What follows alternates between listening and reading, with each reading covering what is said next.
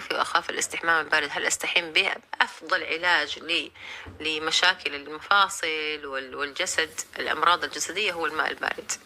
ما في مرض واحد في الجسد يتضرر بسبب الماء البارد، تخيلوا. هذه مش كلامي يعني، هذا انتوا ارجعوا ابحثوا. كل الامراض تحتاج انه نحن نسوي عملية، يعني اللي هي يسموها الصدمة للجسد، بحيث انه يصير في تنشيط للدورة الدموية.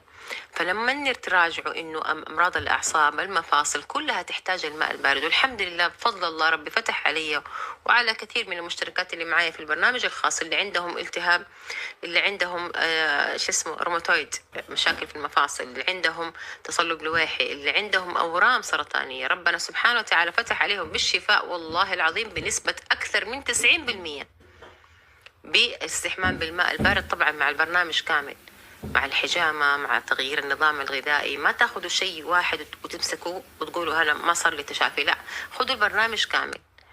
بارك الله فيكم.